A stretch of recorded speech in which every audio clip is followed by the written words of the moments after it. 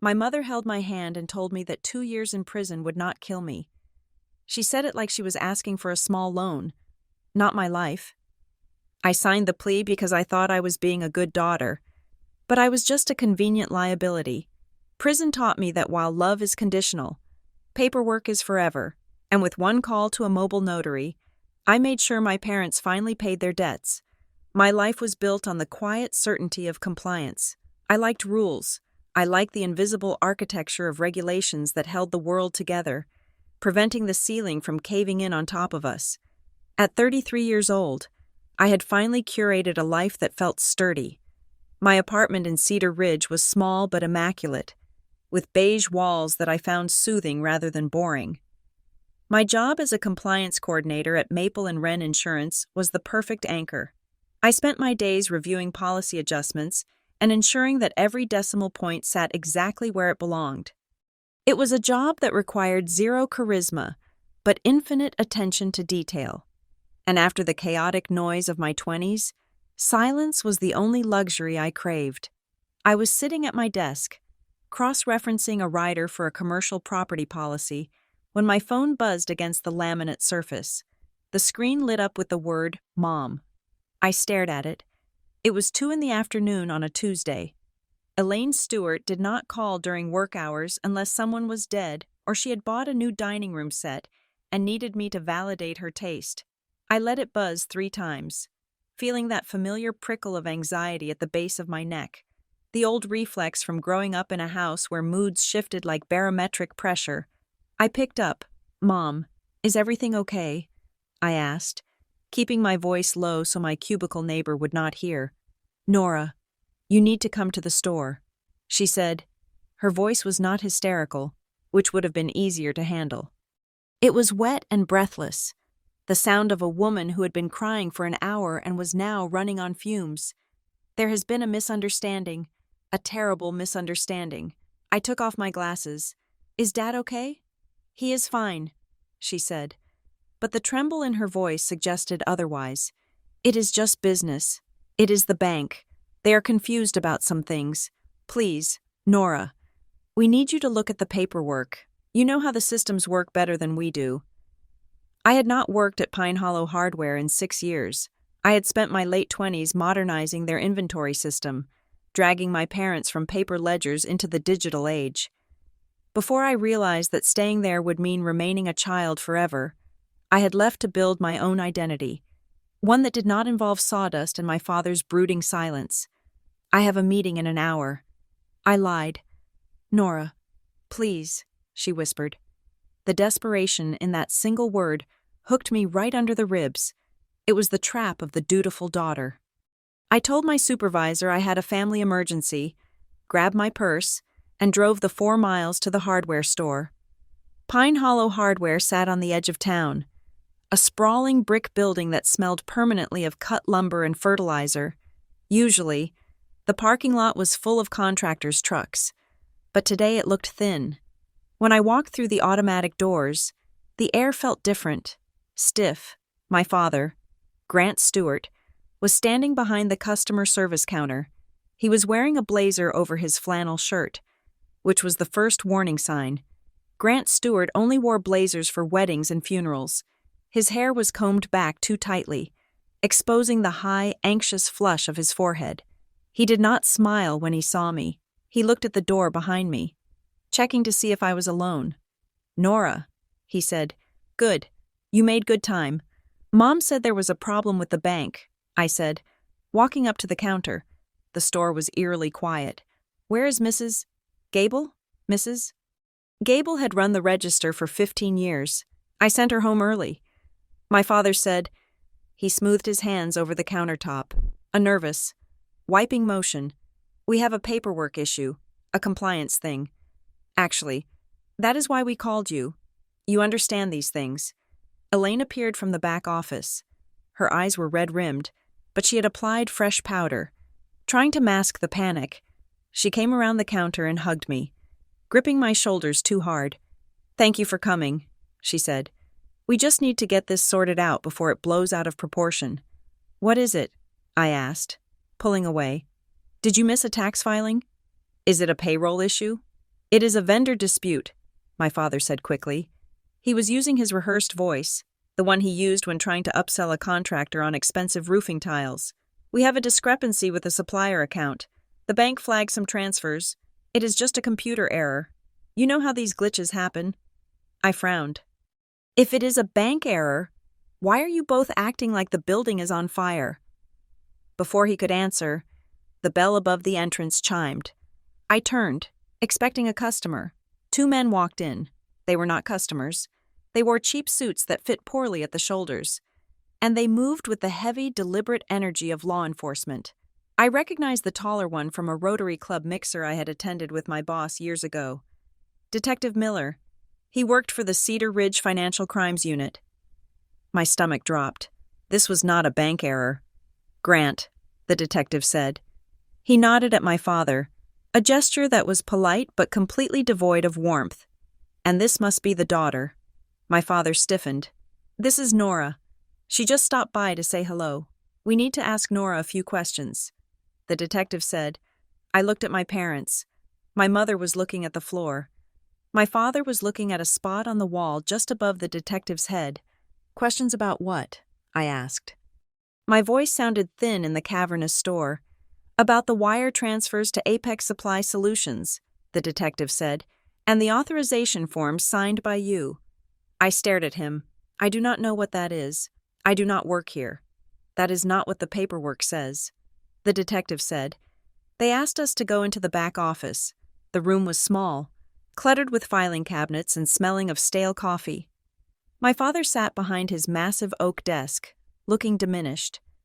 My mother sat in the corner chair, twisting a tissue in her lap. I stood near the door, feeling the walls closing in. The detective placed a folder on the desk and opened it. He slid a piece of paper toward me. Is this your signature, Ms. Stewart? He asked. I looked down. It was a vendor authorization form, dated 18 months ago. It granted approval for expedited payments to a company called Apex Supply Solutions. At the bottom of the page, in blue ink, was a signature. Nora Stewart. It looked like my signature. The loop of the N was sharp, just the way I wrote it. The S in Stewart had the same heavy downstroke, but I had not signed this. I had not been inside this office in years. I did not sign this. I said. The detective slid another paper across. And this? It was a check request for $5,000, payable to Apex Supply, signed by Nora Stewart. And this, he said, another form, another signature. There were dozens of them. I looked at my father. Dad, what is this? Grant cleared his throat. He did not look at me. Well, Nora, you know how it was when you were helping us set up the system. You signed a lot of blank forms to help us streamline things. For the vendors, remember? I stared at him. No, I never signed blank forms. I set up the digital inventory. I never touched the accounts payable. Elaine spoke up from the corner, her voice trembling. Honey, you were under a lot of stress back then. You were working 2 jobs before you got the position at Maple and Wren. You used to come in here on weekends and help with the filing. You probably just forgot. I felt a cold flush spread across my chest. This was not a gentle reminder. This was a rewrite of history. I did not forget signing $20,000 worth of checks, I said, my voice rising. The detective watched us, his eyes flat and unreadable. We have traced over $80,000 in payments to Apex Supply Solutions over the last 2 years. He said, the company does not seem to exist. Ms. Stewart, there is no warehouse, no inventory, just a shell company that has been billing Pine Hollow Hardware for goods that were never delivered, and every single payment was authorized by you. I felt the room tilt. $80,000. That was a felony. That was prison time. I looked at the detective. I did not do this. I do not know who Apex Supply is. My father stood up. Look, detective, obviously there has been a mix-up. Nora is a good girl. She has a good job. We just need time to review our records. I am sure we can clear this up. We are going to need you to come down to the station. Ms. Stewart, the detective said, I am not going anywhere. I said, I want a lawyer. We have a lawyer coming. My mother said quickly, Miles is on his way. Miles Ketter. He was the family attorney, a man who handled everything from my parents' estate planning to the zoning disputes for the store. I had never liked him. He had a way of looking at people as if he were calculating their liquidation value. 10 minutes later, Miles walked into the office. He did not look like a man rushing to a crisis. He looked like he was arriving for a scheduled appointment. He carried a leather briefcase and smelled of expensive cologne that barely masked the scent of cigarette smoke. "Hello?" "Nora?" he said. He did not ask how I was. He did not ask if I was okay. He turned to the detective. "I am representing the Stewart family. We are going to need a moment alone before you ask any more questions." The detective stepped out, but they did not leave the store. They stood by the front counter, watching the door. As soon as they were gone, Miles closed the door and turned to me. He did not sit down. He leaned against the filing cabinet, crossing his arms. "This is a bad situation." "Nora," he said, "I did not do it." I said, I looked at my parents. "Tell him I did not do it. Tell him those signatures are not mine." Grant looked at his hands. "Nora, keep your voice down." Miles held up a hand.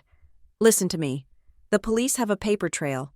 They have checks, authorization forms, and digital logs that show your user ID approving these transfers."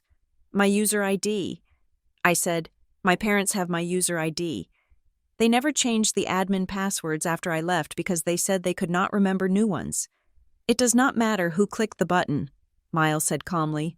"It matters whose name is on the account. And right now, your name is all over a scheme to embezzle money from this business. It is not embezzlement if they own the business," I said, pointing at my parents. "It is when there are other shareholders involved," Miles said, "and tax implications, and bank fraud. The bank is the victim here. Nora, they are the ones pressing charges because the loans taken out against the inventory were based on fraudulent purchases." I looked at my mother. "Mom, say something." Elaine was crying now. Soft, weeping sounds that usually made me melt. But today, they just made me cold. We did not know it would get this bad. She sobbed. It was just supposed to be a short-term thing, to bridge the gap during the slow season. My father looked up, his face gray. "We were going to pay it back, Nora, before anyone noticed. But then the interest rates went up, and the suppliers started demanding cash up front. And we just got behind. I felt like I had been punched in the gut." "You did this," I whispered. "You set up a fake vendor and drained your own company. We did what we had to do to save the store," Grant said, his voice hardening. "This store paid for your college. It paid for your car. It has supported this family for 40 years. We could not let it go under just because the bank decided to tighten the screws. So you used my name." I said, "We used the admin account." He said, "We did not think they would look this closely. And the signatures." I asked. He did not answer. He did not have to. I knew my father. He had spent hours at the kitchen table practicing his calligraphy. He prided himself on his penmanship. He could mimic anything if he stared at it long enough. "You forged my signature," I said. Miles stepped between us. "Let us not get bogged down in the details of who signed what. The reality is that the police are outside. They have enough to arrest you right now. Then tell them the truth." I said to my father, "Tell them you did it." Grant looked at me, and for the first time, I saw fear in his eyes. Real, naked fear. But it was not fear for me. "I cannot go to prison." "Nora," he said, "I am 62 years old. I have a heart condition. Your mother cannot run this place alone. If I go down, the store closes, the house gets seized, everything we built is gone. So you want me to go instead?" I asked. Miles cleared his throat. "It would not be the same for you. You have a clean record. You are young. You have no history of trouble. I have a career." I snapped. "I work in compliance. A fraud charge ends my life." "Not necessarily," Miles said. He spoke with the soothing cadence of a hypnotist. "If we get ahead of this, we can control the narrative. We can structure a plea deal. You take responsibility for a lapse in judgment. You say you were overwhelmed, That you made a mistake. A mistake, I repeated. Creating a shell company is not a mistake. I looked at the folder on the desk. I flipped it open to the vendor details for Apex Supply Solutions. The address listed was 402 Elm Street, Unit B. I knew that address. It was not an office park. It was the self-keep storage facility near the highway. We used to rent a unit there for holiday decorations. You sent the money to a storage unit. I said. My father rubbed his face. We opened a business account. It was the only way to cash the checks. And who collected the mail? I asked. Grant looked away. It was sickening, the banality of it. They had destroyed my life to funnel money into a storage unit bank account so they could pay for, what, new inventory? The mortgage? Or just to keep up the appearance that they were the successful pillars of the community they pretended to be? Miles moved closer to me. Nora, listen to me. If you fight this, they will dig. They will look at your parents. They will look at the last 10 years of this business. And if they find out that Grant and Elaine were involved, they will not just go to prison. They will lose everything. The assets will be frozen. Your mother will be on the street. I looked at my mother. She was watching me with wet, pleading eyes. You are the only one who can survive this, she whispered. I took a step back. You are asking me to confess to a crime I did not commit. We are asking you to save the family, my father said.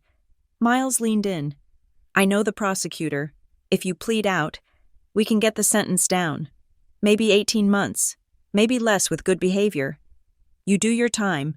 You come out, and your parents will be waiting for you. They will have the store running. They will have money saved for you. You can start over. 18 months. I said, 2 years in prison won't kill you. My father said. The words hung in the air, heavy and sharp. He said it with such authority, as if he were quoting a medical fact. The sentence echoed in my head like a verdict. It was the most violent thing anyone had ever said to me. I looked at him. I looked at the man who had taught me to ride a bike, who had walked me down the aisle at my brother's wedding, who had always told me that honesty was the currency of a good life. I am leaving, I said. I turned toward the door. Nora. Wait, my mother said. Her voice changed. It wasn't pleading anymore. It was sharp. I stopped. She reached into her purse and pulled out a manila envelope. She placed it on the desk. What is that? I asked. Copies of your student loan statements, she said, and the co-signed lease for your apartment, and the personal loan we gave you for your car. I stared at the envelope. I paid you back for the car. Cash, my father said. There is no record of it. As far as the bank is concerned, you still owe us $12,000. And the student loans, my mother said, we are the guarantors. If we default, or if we get indicted and our assets are frozen, those loans get called in. You cannot pay them. Nora, not on your salary. You will lose your apartment, Miles added gently. You will lose your credit rating. You will be bankrupt before the trial even starts. I looked at them. I really looked at them. I saw the desperation. Yes. But I also saw the calculation. They had brought this folder with them. They had prepared it. They knew exactly what levers to pull. This wasn't a panic reaction. This was a strategy. If you don't help us, my father said quietly, you won't have a family to come back to. We will be ruined, and we will take you down with us. Not because we want to, but because we won't have a choice. The room was silent. I could hear the hum of the fluorescent lights. I could smell the dust and the old paper. I realized then that I had already lost. I had lost my parents the moment they decided I was disposable. The only question now was how much of myself I would lose with them. Miles opened the door a crack. The detectives are waiting. Nora. We need to give them something. I looked at my hands. They were trembling. I clenched them into fists to make it stop. What do I have to do? I asked. Miles smiled. It was a tight, grim smile, but it was a smile nonetheless. Just let me do the talking. You just need to nod. We will tell them you want to cooperate. We will tell them you are ready to take responsibility. My mother let out a long, shaky breath. Thank you. Nora, you are doing the right thing. You are saving us. She reached out to touch my hand, but I pulled away. I could not bear the heat of her skin. 2 years. I thought, 2 years in silence. 2 years to think about the fact that my parents had sold me for $80,000 in a hardware store. I walked out of the office and toward the detectives. I did not look back at my parents. I focused on the floor tiles, counting them as I walked. 1, 2, 3, Ms. Stewart, the detective said, stepping forward. I looked at him. I felt like I was speaking from underwater. I'm ready to talk. I said. Miles put a hand on my shoulder. My client would like to discuss a surrender arrangement. He said. I let him guide me out of the store, past the rows of hammers and saws, past the garden hoses and the paint cans. I walked out into the sunlight. But it did not feel warm. It felt like a spotlight on a stage where I had forgotten my lines. Or maybe I never knew them at all. 2 years in prison won't kill you. My father was wrong. The part of me that loved them, the part of me that trusted them, was already dead. The only thing left was the part of me that understood compliance. And now, I had a new set of rules to follow. I got into the back of the police car. I watched through the window as my parents walked out to the parking lot. They stood together, watching me go. My father put his arm around my mother. They looked relieved. They looked safe. They had no idea what they had just started. The interrogation room was cold. That was the first thing I noticed. It was a cliché, but it was true. The air conditioning hummed with an aggressive rattle, chilling the sweat on my back. Miles sat next to me. He did not take notes. He just listened as the detectives laid out the timeline of the fraud. March 12th, payment to Apex Supply, authorized by Nora Stewart. April 4th, payment to Apex Supply, authorized by Nora Stewart. They showed me the documents again. This time, I looked at them closely. I looked at the dates. On March 12th, I had been at a compliance seminar in Chicago. I had receipts. I had hotel records. On April 4th, I had been in the hospital getting my appendix removed. I looked at Miles. He saw me looking. He gave a microscopic shake of his head. Do not argue. His eyes said, stick to the script. If I pointed out the dates, the detectives would know I couldn't have signed them. They would look at who was in the store on those days. They would look at Grant and Elaine. I swallowed the truth. It tasted like ash. Yes, I said. I authorized those. Why? The detective asked. Why create a fake vendor? I recited the lines Miles had whispered to me in the car. I was in debt. I had student loans. I thought I could pay it back before anyone noticed. It was a weak story. It made me sound incompetent and desperate, but it was the story my parents needed. The detective looked at me with a mixture of pity and disgust. You have a good job. Ms. Stewart, why throw it away for this? I did not have an answer. I just stared at the table. We are going to book you. The detective said, your lawyer can arrange bail. The process was mechanical. Fingerprints, mugshot, the heavy click of the handcuffs. I moved through it like a ghost. I disassociated, floating somewhere above my own body, watching this woman named Nora Stewart get processed into the system. When I was finally released on bail, my parents were not there. Miles drove me back to my apartment. They thought it would be better if they stayed away, Miles said as he pulled up to my building. Less emotional. Cowards, I thought. Get some rest. Nora, Miles said, we will start working on the plea agreement tomorrow. I walked up to my apartment. It was dark. I turned on the light and looked at my sanctuary. The beige walls, the clean surfaces. I went to the bathroom and vomited until there was nothing left in my stomach. Then I washed my face and looked in the mirror. My eyes looked different. They looked older. I walked into my bedroom and opened my closet. I pulled out a shoebox from the top shelf. Inside were old letters, photos, memories. I found a picture of us from 10 years ago, me, Mom, and Dad, at the grand reopening of the store. We were smiling. I was holding the ribbon-cutting scissors. I looked at the photo for a long time. Then I took a lighter from my junk drawer and burned it in the sink. I watched the faces curl and blacken, turning into fragile flakes of carbon. 2 years. I whispered to the empty room. I went to my desk. I opened my laptop. I did not log into work. I did not check my email. I opened a blank document. If I was going to go to prison for a crime of paperwork, I needed to understand paperwork better than anyone else. I needed to understand how a lie became a truth just because it was stamped and signed. I started typing a list. March 12th, Chicago, April 4th, Hospital, Apex Supply, 402 Elm Street. I was not building a defense. Not yet. I was building an archive. My parents had forced me to take the blame because they thought I was convenient. They thought I was soft. They thought I would fade away quietly into the gray walls of a prison cell. But they had forgotten one thing. I was a compliance coordinator. I noticed things. I tracked things. And I never, ever left a file incomplete. I closed the laptop and sat in the dark. The fear was still there, cold and sharp in my chest, but something else was growing alongside it, a hard, cold resolve. They wanted me to be a criminal? Fine.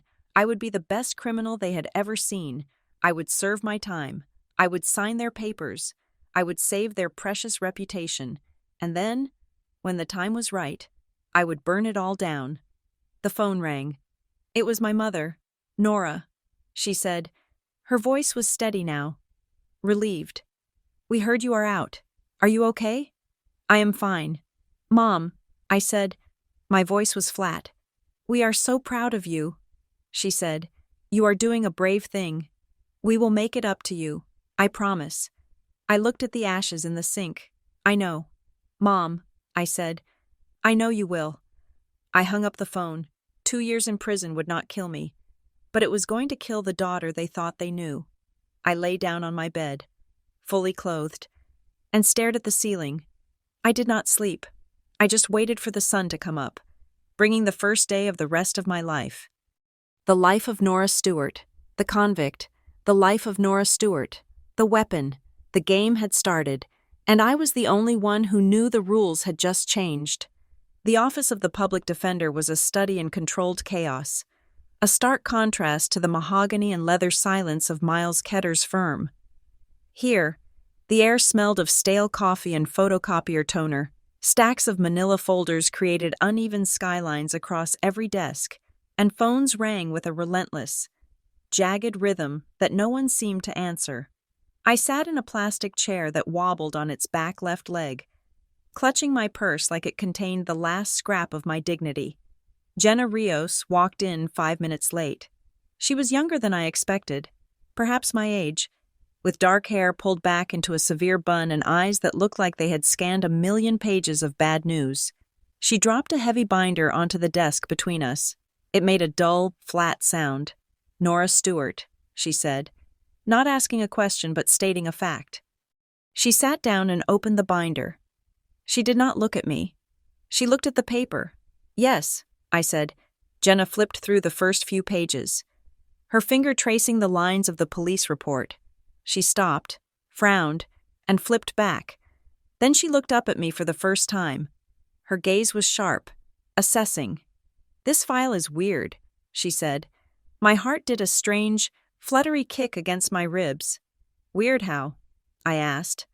Jenna tapped a finger on the document. It is too neat. Usually, when I get a financial fraud case, especially one involving a family business, it is a mess. Boxes of unorganized receipts, half-deleted emails, bank statements that do not line up. It takes the prosecution months to build a narrative. She turned the binder around so I could see it. This, she said, this is not an investigation. This is a presentation. The dates are chronological. The emails are highlighted. The vendor forms are cross-referenced with the bank transfers in a perfect table. The police did not do this work. Nora. They do not have the budget or the time. Someone handed this to them. I stared at the page. It was true. It looked exactly like the compliance reports I filed at Maple and Wren. It was structured. It was curated. Who is your family lawyer again? Jenna asked. Miles Ketter? Yes, I said. Jenna leaned back in her chair, the plastic creaking. Ketter is a shark, but he is usually a defense shark. Why is he pushing you to plead out so fast? We have not even requested full discovery yet. He says it is to protect the family. I said. The words tasted like copper in my mouth. He says if we fight it, the investigation will widen. Jenna narrowed her eyes. Protect the family from what? If you are the one who did it. The investigation stops with you, unless you did not do it.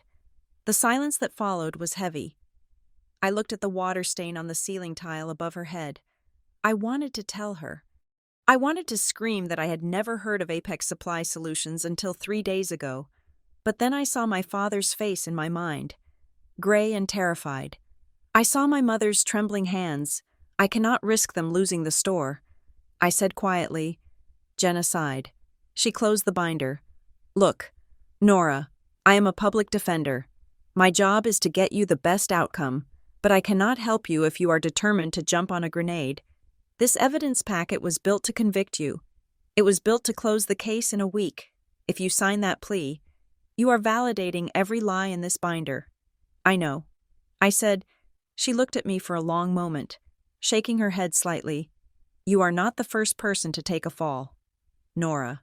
But usually, the people taking the fall are getting paid. You are just getting a prison record. I left her office feeling colder than when I went in. Jenna Rios had seen the cracks immediately. She had seen the artifice. And instead of feeling relieved that someone believed me, I felt a sickening dread. If it was this obvious to a stranger, how could I pretend it was real? That evening, I went to my parents' house. I needed to understand. I needed them to look me in the eye and tell me the story they were selling to the world. The house smelled of pot roast and lemon polish. The scent of my childhood. It was disorienting. How could the house smell so normal when everything else was rotting? My father was in the living room, watching the news. He muted the television when I walked in but did not stand up. My mother bustled in from the kitchen, wiping her hands on a dish towel. Nora, honey, she said, you are just in time for dinner. I am not hungry. I said. I stood in the center of the room, keeping my coat on. I saw Jenna Rios today. She says the evidence file looks curated. She says it looks like someone built it to make sure I went to jail. My father's jaw tightened. He looked at the blank TV screen. That is nonsense. We just gave the police the files they asked for. We had to be cooperative. Nora, you know that. I walked over to the armchair where he sat. Dad, tell me the truth. How did this happen? Not the version for the police. The truth. He sighed. A long, weary sound that was meant to make me feel guilty for asking. It was an employee, he said. A kid we hired in the back office a few years ago. Maybe you remember him. Jason? I shook my head. I do not know a Jason. Well, he was handling the vendor inputs. Grant said, he messed up the codes. He started routing things wrong. We did not catch it until the bank froze the operating account. So Jason stole the money. I asked.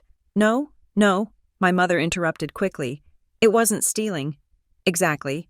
It was mismanagement. The money went to pay other bills.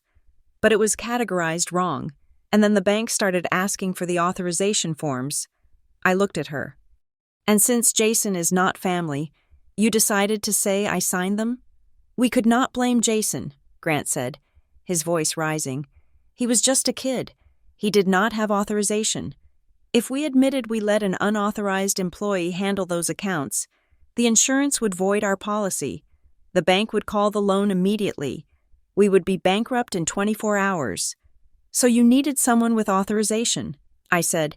Someone who used to have admin access. We needed you to accept responsibility for the oversight. Grant said, that is all it is. Nora, an oversight. But the police, they have to call it fraud. It is just terminology. Just terminology. He was talking about felony charges like they were a zoning dispute. I felt a surge of nausea. They were drip-feeding me the lie, mixing it with just enough bureaucratic jargon to make it sound plausible. They were banking on my identity, my need to be the fixer, the one who understood the rules. But Dad, I said, my voice cracking. Why create a fake vendor? Why the storage unit address? That is not an oversight. That is deliberate. Grant stood up abruptly. Stop thinking like a compliance officer. Nora, start thinking like a daughter. We are in a corner. We are drowning. If you do not help us, this family is over. Is that what you want? Do you want to be the one who destroys us? The question hung in the air, sharp and toxic. I looked at him. My father. The man whose approval I had chased my entire life. I had become a compliance coordinator because he valued order. I had bought a sensible car because he valued thrift. Every major decision of my life had been a subconscious bid for his nod of respect. And now, he was using that loyalty as a weapon. I hate myself for it, but I wavered. The terror in his eyes was real. The fragility of their lives was real. If I walked away, if I told the truth, they would lose the house. They would lose the store. They would be old, broke, and humiliated. And it would be my fault. I felt the old programming kick in. The deep, pathetic need to be the good girl, the one who cleans up the mess. If I just fix this, I thought, maybe we can finally be normal. Maybe this is the price of admission to the family I always wanted. I will talk to Miles, I whispered. My mother let out a sob and hugged me. She smelled like lavender and betrayal. Thank you, she said into my hair. Thank you for being strong. 2 days later, the phone rang in my apartment. It was my Aunt Linda, calling from Florida. I had not spoken to her in 6 months. Nora, she said, her voice dripping with a cloying, theatrical sympathy. I just got off the phone with your mother. My stomach clenched. Oh? She told me everything, Linda said. Oh, honey, I am so sorry you have been struggling. We had no idea you were under so much stress. I gripped the phone. What did she tell you? Just that you made some mistakes, Linda said soothingly. That you were overwhelmed with your debts and you borrowed some things you shouldn't have. But I want you to know, we do not judge you. Elaine says you are taking accountability. That is a very brave thing to do. It takes a lot of character to own up to a breakdown like that. I stood frozen in my kitchen. A breakdown. They weren't just framing me for a crime. They were rewriting my character. They were painting a portrait of a frantic, unstable woman who had snapped under the pressure of her own life. I did not have a breakdown. Linda, I said, my voice shaking. Shh, it is okay, she said. Denial is part of the process. Your mother said you are getting help. We are all praying for you. I hung up the phone. My hands were shaking so hard I dropped it on the counter. They had already told people. Before I had even signed the plea. Before I had even agreed to the sentence. They had already convicted me in the court of family opinion. They had turned me into a cautionary tale to save their own pride. They did not just want my freedom, they wanted my reputation. The courthouse was a brutalist concrete block that felt designed to crush the human spirit. I met Miles Ketter in the hallway outside courtroom 302. He looked fresh, rested, and utterly unbothered. The prosecutor is ready to deal, Miles said, checking his watch. Dale Mercer. He is a reasonable man. We walked into a conference room that smelled of stale sweat and anxiety. Dale Mercer sat at the table. He was a man with a thick neck and eyes that looked like they calculated probabilities for a living. Ms. Stewart, Mercer said. He did not offer his hand. I sat down. Here's the situation, Mercer said. He slid a piece of paper across the table. $84,000 in restitution. Conviction on 1 count of wire fraud. We dropped the other 6 counts. We recommend a sentence of 22 months in a state facility. 22 months, I repeated. It is under 2 years, Miles said quickly. With good behavior and overcrowding, you could be out in 12, maybe 10. It is a felony. I said, it is a white-collar crime, Mercer said, shrugging. It is not violent. You will go to a minimum security facility, Briarstone. It is basically a camp. But my life, I said, my job, my license. Mercer looked at me. Ms. Stewart, the evidence is overwhelming. We have the digital trail. We have the signatures. If we go to trial, I will ask for 5 years, and I will get it. Miles leaned in. Nora, this is a gift. 22 months is nothing. You can do that standing on your head, and the restitution. Your parents have agreed to help you with that once you are out. I looked at the number on the paper. 22 months. It sounded short enough to survive. Just a pause in a life. but I knew the truth. It was long enough to erase me. When I came out, I would be 35. I would be a felon. I would be unhireable in my field. I need time to think. I said, Mercer gathered his papers. The offer expires on Friday at 5 o'clock. After that, we go to grand jury. And if we go to grand jury, we start looking at everything. We start subpoenaing every employee at Pine Hollow Hardware. We start looking at the owners. He let the threat hang there. It wasn't subtle. Miles walked me out to the hallway. He steered me into a corner, his voice dropping to a low, urgent murmur. You heard him. Nora, if you do not sign, they are going to look at Grant and Elaine. They do not have the health to handle a federal investigation. Your father heart is a ticking clock. Do you want to be the reason he has a stroke during a deposition? He was twisting the knife. He knew exactly where I was soft. I will sign. I said, just give me until Friday. I spent the next 2 days in a fever state. I went through the copies of the evidence Miles had given me. I laid them out on my living room floor, a mosaic of my own destruction. I looked at the authorization form dated March 12th. I pulled up my old calendar on my phone. March 12th. I was in Chicago for the Midwest Compliance Summit. I remembered it because I had lost my luggage. I looked at the signature on the check request from June. The loop on the N was too wide. It trailed off at the end. My signature always snapped back. I looked at the vendor list. There was a line item for $3,000 for industrial solvents. I had never ordered solvents. I did not even know what brands we stocked. I called my mother. Mom, look at the dates. I said, I was in Chicago on the 12th. I could not have signed this. There was a pause on the line. Then she sighed. Nora, you are overthinking it. Maybe you signed a stack of forms before you left. You used to do that, remember? To help us out. I never signed blank forms. I said, you are remembering it wrong, she said firmly. You were so busy back then. You were stressed. Your memory is not reliable. Honey, gaslighting is a slow poison. It does not kill you all at once. It paralyzes you. It makes you doubt the ground beneath your feet. Maybe she was right. I thought, maybe I did sign them. Maybe I was the monster they said I was. But deep down, in the cold, mathematical part of my brain, I knew the dates did not lie. My parents did. On Thursday night, the night before the deadline, my doorbell rang. I opened it to find my mother standing there. She was holding a small velvet box. Can I come in? She asked. I stepped aside. She walked into my apartment, looking around with a critical eye.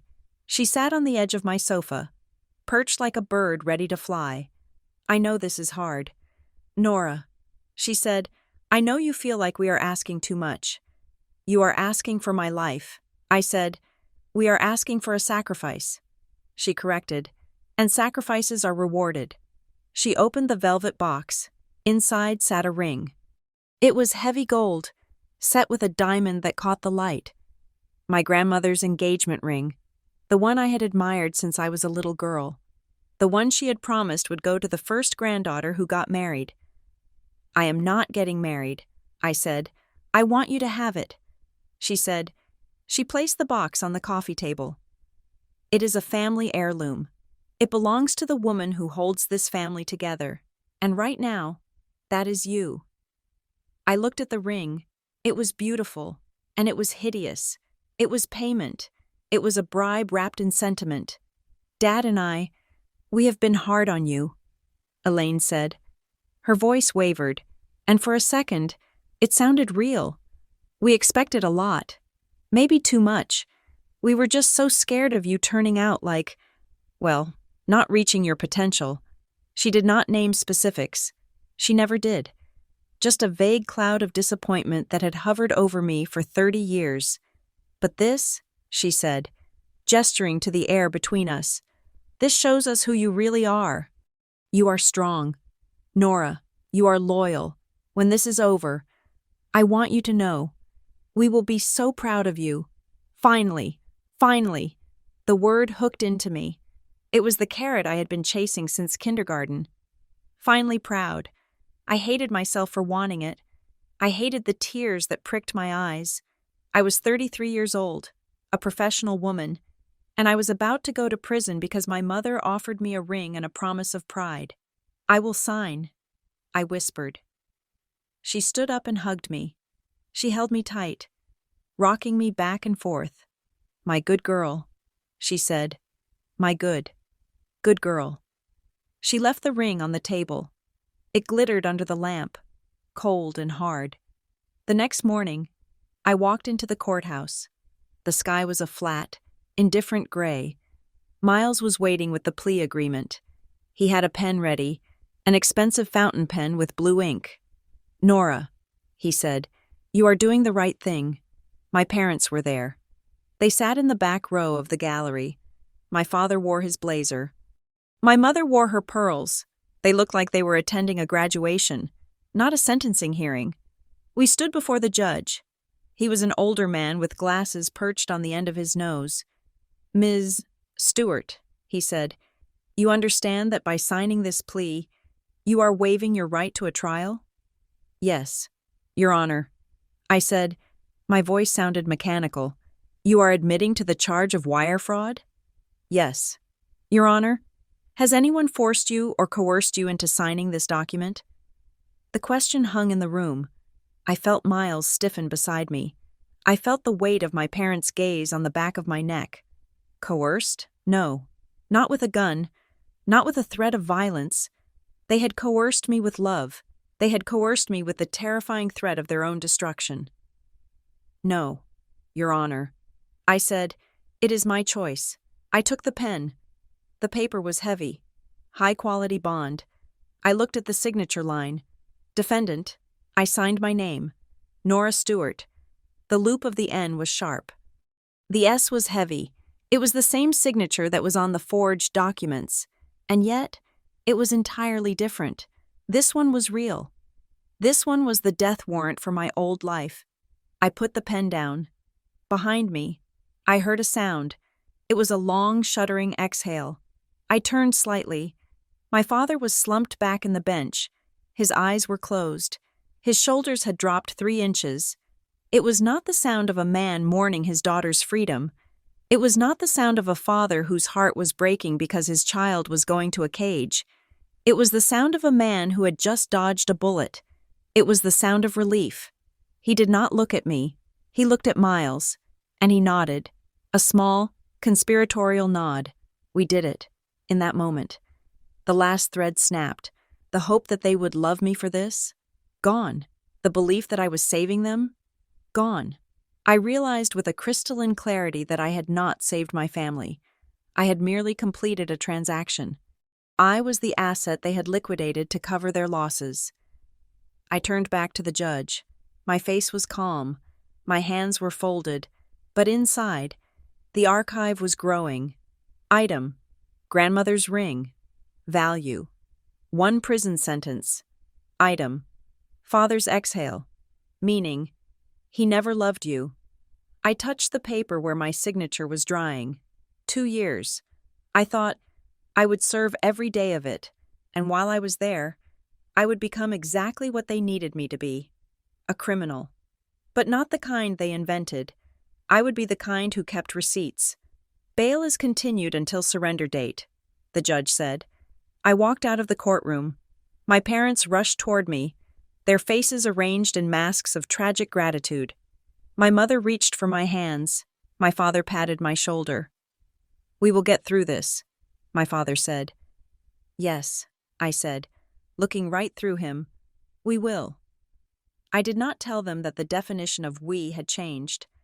I did not tell them that the daughter they knew had stayed behind in that courtroom, trapped in the ink of a plea deal.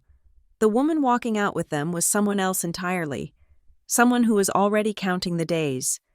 Not until my release, but until theirs began.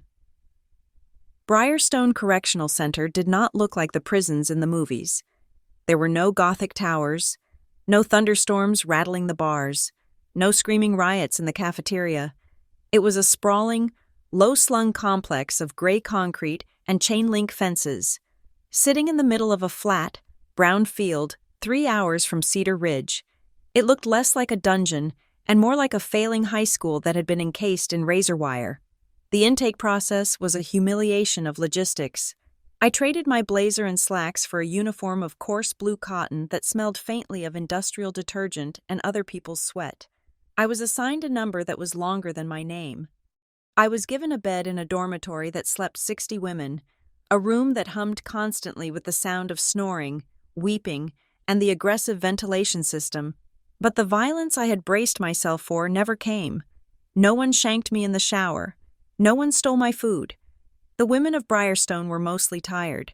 They were mothers who had written bad checks, girlfriends who had held the bag for drug-dealing boyfriends, addicts who had run out of chances.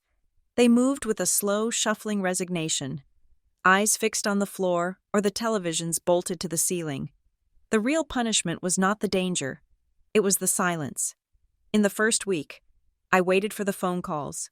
I had authorization to receive them during specific hours. I sat by the wall-mounted phones, watching the other women laugh or cry with their families, clutching the receivers like lifelines. My phone did not ring. My friends from Maple and Wren Insurance had sent a flurry of texts before I surrendered. Sad face emojis, promises to visit, vague assurances that they knew I was a good person. But once the heavy metal doors locked behind me, they vanished. I was a felon now. I was a contagion. I imagined them at happy hour, shaking their heads, whispering about how you never really know a person. My job had terminated me via a registered letter that arrived at my parents' house the day before I left. It was a form letter, citing a violation of the morality clause in my contract. There was no personal note from my boss, a woman whose children I had babysat, just the legal language of excision. But it was my parents who delivered the truest silence. They had promised to visit every Sunday. They had promised that we would treat this like a temporary relocation, a family challenge we would face together. The first Sunday came and went. I sat in the visitation room for 2 hours, watching the clock hands jerk forward, watching other inmates hug their children. When the guard finally tapped my shoulder and told me time was up, I felt a physical pain in my chest, a hollowness that felt like hunger. On Monday, I received a message through the prison email system. It was from my mother. "So sorry we missed you. Honey, the car was acting up, and your father was feeling a bit under the weather. His blood pressure has been high with all the stress. We will try for next week. Stay strong. Love, Mom. Stress." They were stressed. I swallowed the hurt and wrote back. I wrote a letter by hand because I wanted them to see my handwriting, to remember that I was a person, not just a problem they had solved. "Dear Mom and Dad, it is okay about the car. Please tell Dad to rest. I am settling in. The food is not great, but I am reading a lot. I miss you both so much. I miss the smell of the house. I worry about you managing the store alone. Please let me know if you need me to explain anything about the inventory system. I can write out instructions. I love you. I am doing this for us. Please come see me when you can." I read the letter over 3 times. It was pathetic. It was the letter of a child begging for approval, apologizing for the inconvenience of her own incarceration. I hated myself for writing it, for the desperate, fawning tone, but I sent it anyway. I needed them to love me. If they did not love me, then I was just a woman in a cage for no reason. Their replies came sporadically over the next 2 months. They were brief, typed notes that felt like business memos. "Inventory is fine. We hired a new stock boy. Weather is turning cold here. We are very busy with the audit. Money is tight, so we cannot put much on your commissary account this month. Hope you are well." They never asked how I was. They never asked if I was scared. They treated me like a distant relative who had moved to a foreign country and was now demanding too much attention. The visits remained too complicated. The drive was too long. The gas was too expensive. My father's health was too fragile to handle the emotional toll of seeing me in a jumpsuit. I began to realize that I was not a martyr to them. I was an embarrassment. They had successfully transferred the legal blame to me, but they had not anticipated the social shame of having a daughter in prison. So they solved that problem the same way they solved the financial one, by rewriting the narrative. I found out the truth in the prison library. I was shelving books, my assigned work detail, when I saw a copy of the Cedar Ridge Gazette on the cart. It was 3 weeks old. I picked it up, hungry for any news of my hometown, for the names of streets I knew. I found my mother's face on page 4. She was standing at a podium, wearing her best navy suit, a look of brave, stoic suffering on her face. Beside her stood the mayor. The headline read, "Community Rallies Behind Stewart Family in Wake of Trust Betrayal." I sat down on the floor, my legs suddenly too weak to hold me. I read the article. Elaine Stewart, co-owner of Pine Hollow Hardware, spoke yesterday at the monthly luncheon for Cedar Ridge Community Aid. She spoke candidly about the heartbreak of discovering that her own daughter, Nora Stewart, had defrauded the family business of nearly $90,000. "We were blinded by love," Elaine told the sympathetic crowd. "We trusted Nora implicitly. It is a tragedy when addiction and mental health struggles lead a young woman down such a dark path. But we are a family of faith, and we are choosing to forgive, even as we face the financial ruin she left behind." The Community Aid Board has announced a special relief fund to help the Stewarts keep Pine Hollow Hardware open during this difficult transition. Donations can be made at the First National Bank. I read the words again: addiction, mental health struggles. They were not just hiding the truth, they were monetizing the lie. They were using my name, my reputation, and my freedom to beg for money from the very neighbors I had grown up with. They had painted me as a drug addict, a lie so absolute, so easily disprovable, yet so impossible for me to fight from inside these walls. I felt a laugh bubble up in my throat, a jagged, hysterical sound. It was brilliant. It was absolutely brilliant. By framing me as an unstable addict, they explained away everything: why I did it, why I confessed, why they hadn't noticed sooner. And best of all, it made them the victims, not the accomplices. The victims. I curled my hand into a fist, crumbling the newspaper. The ink stained my skin, dark and greasy. 2 years won't kill you, my father had said. No, but this might. A week later, I received a letter from Jenna Rios. It was strange. Public defenders do not usually write to their clients after the plea is signed and the sentence has begun. Their caseloads are too heavy. Once the file is closed, you are yesterday's problem. I opened the envelope with trembling fingers. Inside was a single sheet of legal pad paper and a photocopy of a document. "Nora, I was closing out your physical file to move it to storage, and I found something that has been bothering me. This document was in the final discovery dump the prosecution sent over the morning of your plea hearing. I did not have time to review it thoroughly before you signed. And you were in a hurry. Look at the date. I am not your lawyer anymore. But if you ever decide to file for post-conviction relief, keep this, Jenna."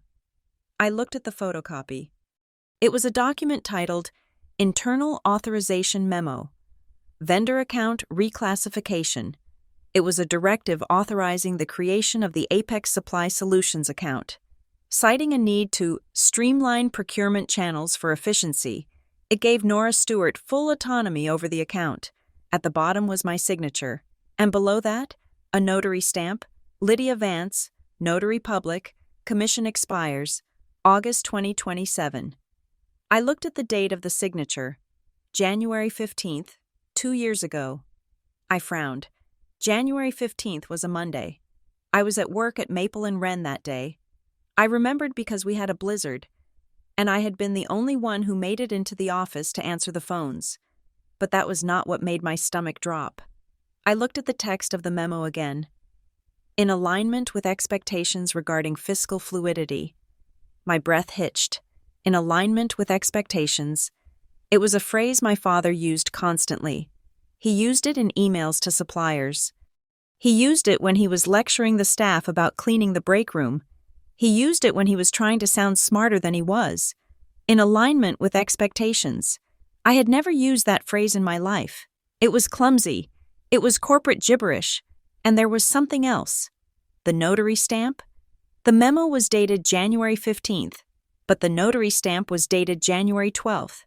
They had backdated the document, but the notary had stamped it with the date she actually witnessed it? No, that made no sense. I looked closer.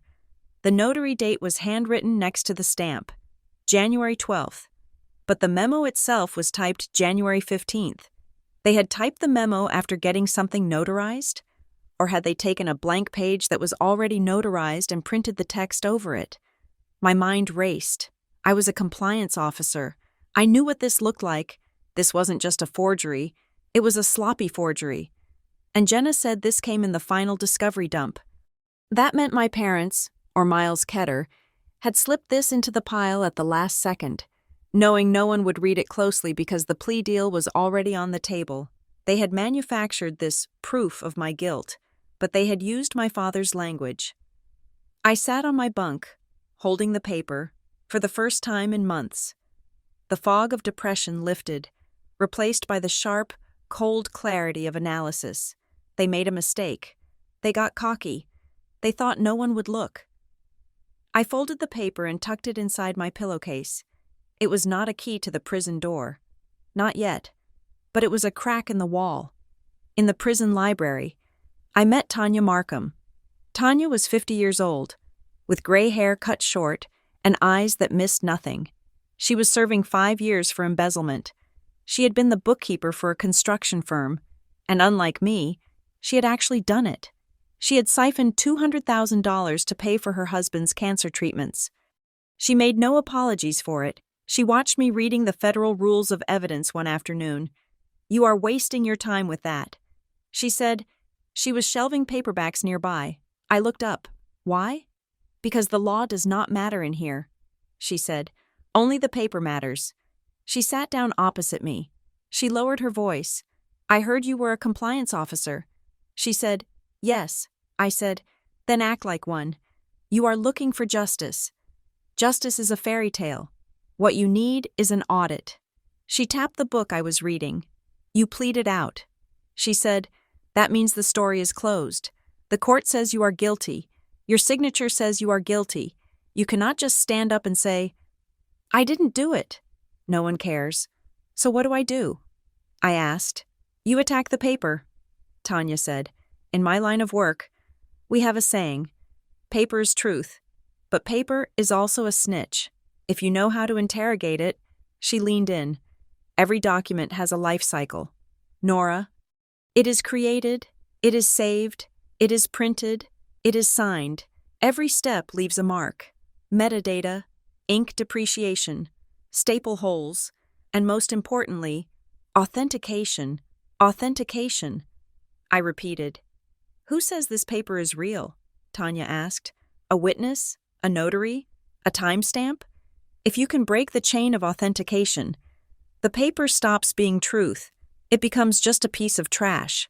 I thought about the memo in my pillowcase, the mismatched dates, the notary stamp. Tanya looked at me with a small, grim smile. "You have something, don't you?" "Maybe." I said, "Then verify it." She said, "Do not guess. Verify. Get the original records. Get the journals. Find the person who stamped the lie and make them remember the truth." She stood up to leave. "And Nora? Stop writing nice letters to your parents. If they put you in here, they are not your family anymore. They are your adverse party. Treat them accordingly." That night, I wrote a new letter. I did not write about the weather. I did not ask about the dog. "Dear Mom and Dad, I am meeting with a counselor here who suggests that for my rehabilitation, I need to fully understand the scope of my mistakes. I want to take full responsibility. Just like you said, please send me copies of all the documents you gave to the police, the authorization forms, the bank records, the vendor agreements, all of it. I want to go through them and write out an apology for each specific error. It will help me heal. Love, Nora." I knew my mother. She would read "apology" and "heal" and see a daughter who was still pliable, still playing the game. She would not see the trap, but the response. When it came 2 weeks later, was a masterclass in obstruction. A large envelope arrived. Inside was a stack of papers, but as I sorted through them on my bunk, I saw the holes. Every second page of the bank statements was missing. The authorization forms were photocopies of photocopies. grainy and illegible at the edges. The internal authorization memo Jenna had found was missing entirely. There was a note from my father. Nora, we sent what we could find. The lawyer has most of the originals. We are trying to move on. Honey, focusing on the past isn't healthy. Just look forward. They were stalling. If they were innocent, if I had actually done this, they would have sent me everything. They would have wanted me to see the proof of my own guilt. But they were hiding pages, which meant there was something on those pages they did not want me to see. My parents weren't just hurt. As they claimed, they were terrified. The final piece of the puzzle came from a ghost. I received a letter with a return address I didn't recognize. It was written on lined notebook paper, in a shaky, looped cursive. Dear Nora, I don't know if you remember me. I'm Eli Parker. I used to drive the delivery van for Pine Hollow before they let me go last year. I saw your name in the paper. I saw what your mom said about the addiction stuff. It made me sick. Nora, I know you. You were the only one who ever remembered my birthday. You were the straightest arrow I ever met. I can't do much. I'm nobody. But I can't keep pretending I didn't see what I saw. 2 days before the cops came to the store, I was in the back loading dock. The door to the office was open. I saw your dad and that lawyer. Mr. Ketter, your dad was crying. He was handing Ketter a thick envelope, not a mailing envelope, a manila one, like for cash. I heard your dad say, "Make sure she signs it. I don't care what you have to tell her. Just make sure she signs it." And I heard the lawyer say, "Don't worry, Grant. We will scare her enough that she will thank us for the jail time." I should have said something then, but I needed the job. I'm sorry. I hope you are okay. Eli. I sat on the edge of my bed, the letter shaking in my hands. Make sure she signs it. We will scare her enough. It wasn't just a betrayal. It was a conspiracy. My father and Miles Ketter had planned it. They had scripted the terror they inflicted on me. The 2 years won't kill you line wasn't a desperate plea from a frightened father. It was a pre-written line of dialogue in a play they had rehearsed, and Eli Parker had seen the payoff. I looked at the concrete wall of my cell, for the first time since I arrived at Briarstone. I didn't feel the crushing weight of the silence. I felt something else. I felt the click of a lock engaging. I wasn't the daughter anymore. I wasn't the victim. I was the investigator. My tears dried up, leaving a salt crust on my cheeks. I wiped them away with the back of my hand. I stopped asking, why would they do this? That question was a black hole. It had no answer except that they were weak and selfish people. I started asking, how did they structure it? Because structure was physical. Structure was paper. Structure was dates, stamps, signatures, and timelines. And if they built it, I could take it apart. I pulled out a fresh legal pad. I picked up my pen. I wrote down 3 names: Lydia Vance, the notary, Eli Parker, the witness, Maris Holt, mobile notary service. I didn't know who Maris Holt was yet. I just knew I needed a notary, and I knew I couldn't use a regular one. I needed someone who could come to the witnesses, someone who could catch the truth before my parents could erase it. I looked at the list. It was time to go to work. My parents thought they had buried me in Briarstone. They thought I was safely filed away, a closed case in a dusty box. But they had forgotten the first rule of compliance. Nothing is ever truly deleted. It is just archived. And I was about to open the file. The fluorescent lights of the attorney visitation room buzzed with a sound that I had come to associate with migraines. It was a high electric whine that drilled into the space between my eyes. I sat on the metal stool, my hands folded on the table, waiting for Jenna Rios. I had spent the last week in a state of cold, suspended animation. I was no longer Nora Stewart, the inmate. I was Nora Stewart, the auditor. I had mentally compartmentalized my grief, locking it away in a box marked "Do Not Open." There was no room for sadness here. Sadness was soft. Sadness was pliable, and I needed to be made of steel. When Jenna walked in, she looked different. The first time we met, she had looked tired. A public defender drowning in the undertow of a broken system. Today, she looked awake. She carried her briefcase not as a burden, but as a toolkit. She sat down and placed a file between us. She did not open it immediately. She looked at me, assessing the change in my posture, the lack of tears in my eyes. "You look focused," she said. "I am done crying."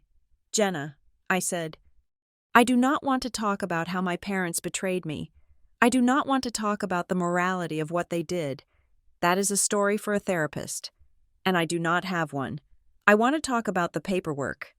Jenna nodded slowly. She opened the file. "Good. Because I found something in the metadata." She slid a piece of paper across the steel table. It was a printout of a digital forensic report. It looked like a wall of code to the untrained eye. But to me, it looked like a map. The prosecution gave us the PDF versions of the authorization forms. Jenna said, "They looked clean, but I requested the native file properties for the scanned images. Look at the creation date." I looked where her finger was pointing. "Created, February 4th, 2024. Device, PH_office_01. User, admin." I looked up at her. "The document is dated 2 years ago." I said, "But the digital file was created 3 months ago." "Exactly," Jenna said. "Now, this isn't a smoking gun by itself. They could argue that they scanned an old physical document into the system recently for the police investigation. That is a plausible explanation." "It is plausible," I said, "but look at the device name.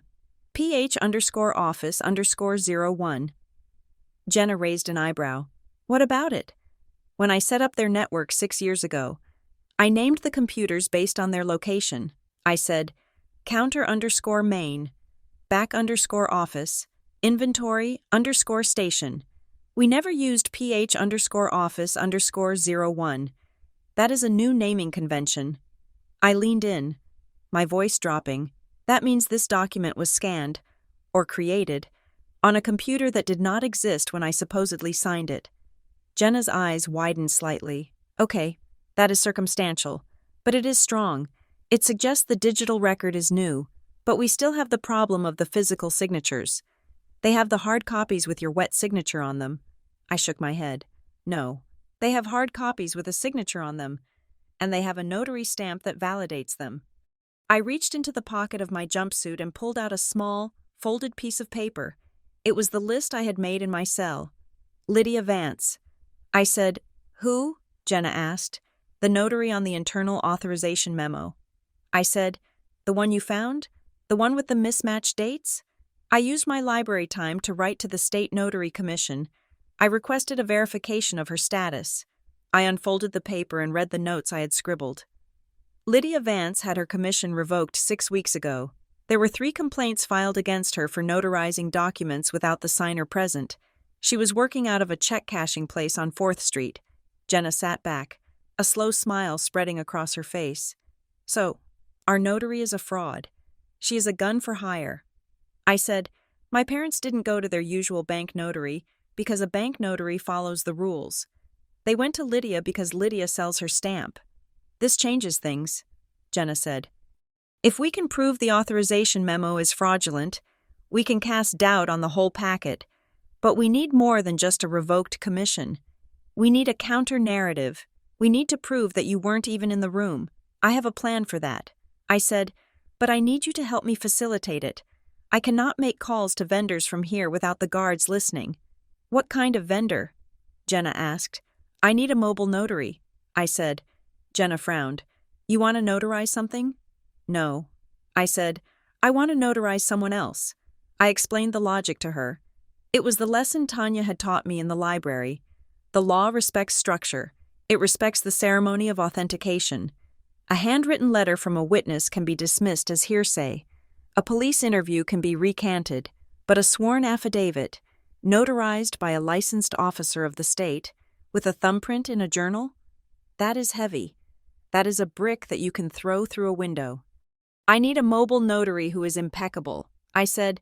"Someone who is so by the book that they make you annoyed." I found a service called Harbor Seal Mobile Notary. The reviews say the woman who runs it, Maris Holt, is obsessive about procedure. She refused to notarize a will because the signer's driver's license had expired the day before. "That is who I want," I said. "And who is she going to meet?" Jenna asked. I took a deep breath. "Eli Parker," I said, and then, "Kara Winslow." Getting Eli Parker to agree was the hardest negotiation of my life. I had to use my one allotted 15-minute call to reach him. When he answered, his voice was small, terrified. "Nora," he whispered, I shouldn't be talking to you." "Eli, listen to me," I said, keeping my voice steady. "I received your letter. I'm sorry." He said immediately, "I am so sorry. I wanted you to know that I knew. Knowing isn't enough." "Eli," I said, "I am sitting in a prison cell. Your knowledge doesn't open the door. I can't go to the police." "Nora," he said, his voice rising in panic, "you don't understand. Your dad. He knows everybody. He knows the sheriff. He knows the landlords. If I make trouble, I will never work in Cedar Ridge again. I have 2 kids. I can't lose my job. You are going to lose more than your job if you stay quiet." I pitched my voice lower, turning the fear back on him. It was a cruel thing to do, but I was not in the business of kindness anymore. "Eli, my parents committed felony fraud. They embezzled $80,000 and framed me for it. Do you think they are going to stop there? You saw the payoff. You are a loose end." Silence on the line. "I am not asking you to go to the police." I said, "I am not asking you to stand up in court and point a finger." "Not yet." "Then what do you want?" he asked. "I want you to meet a woman named Maris Holt at the diner on Main Street. She is a notary. She is going to have a document for you. It is just a statement of what you told me in the letter. You are going to read it, you are going to sign it, and she is going to stamp it. That is it. If I sign it, they will see it," he said. "They will only see it if they push me." I said, "It is an insurance policy, Eli, for me and for you, because right now, you are the only one who knows the truth, and that makes you dangerous to them.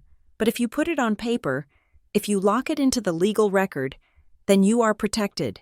You are not just a guy with a secret. You are a witness with a sworn statement. They can't touch you without obstructing justice." I could hear him breathing. I could hear the hesitation. "You aren't saving me."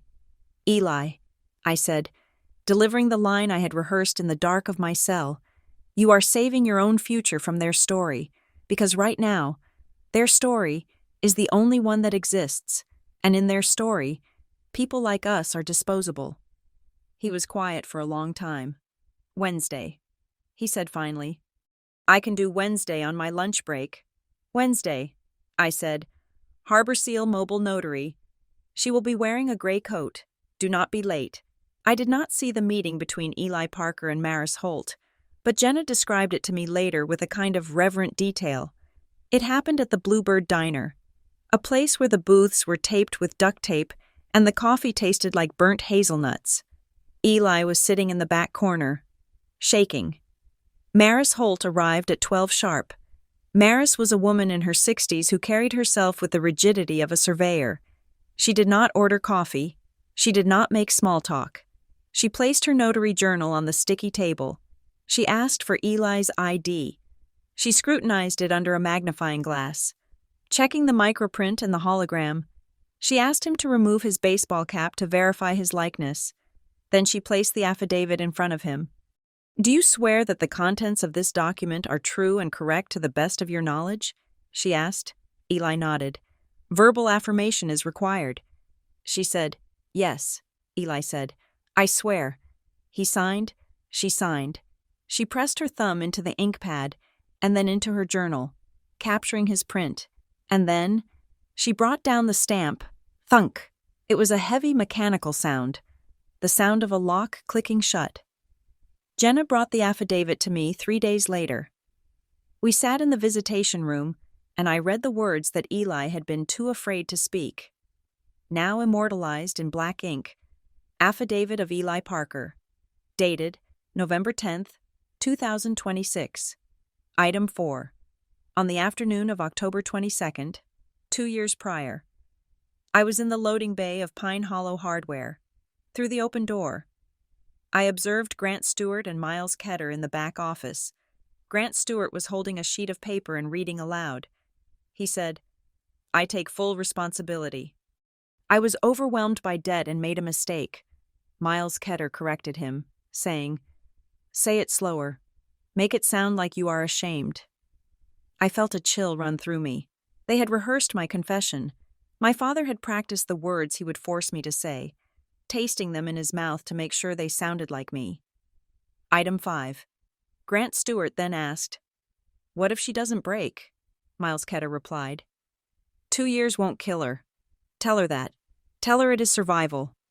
She is weak for you. Grant, she will do it." I closed my eyes. She is weak for you. It was the truest thing anyone had ever said about me. I had been weak for him. I had been a raw nerve, exposed and waiting for his touch, and he had known exactly how to cut it. I opened my eyes and read the final paragraph. Item 6. On that same day, Grant Stewart gave me $200 in cash and asked me to go to the office depot in the next town over.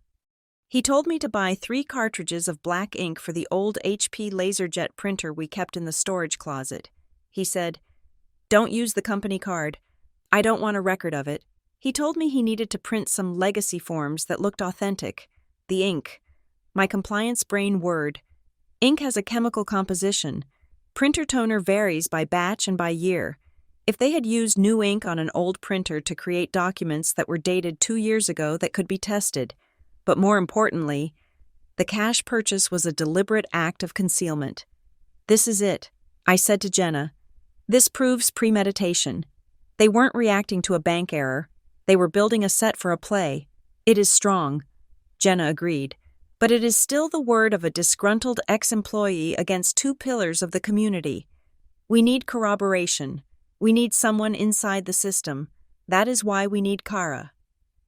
I said, "Kara Winslow was a customer service representative at First National Bank. She was the one who had processed the wire transfers. I knew her from high school. We had been in the same biology class. She was quiet, anxious, the kind of girl who followed rules because she was terrified of getting in trouble. I had written to her, too. Dear Kara, I know you are just doing your job, but I also know that bank policy requires a verbal verification for any wire transfer over $5,000. The police report says you verified those transfers with me, but you and I both know you never called me. I am not mad at you. I know my mother sits on the board of the charity that gave your husband his small business grant. I know how this town works, but I'm looking at the federal sentencing guidelines for bank fraud accomplices. If it comes out that you falsified the verification logs, you aren't just a witness, you are a co-conspirator.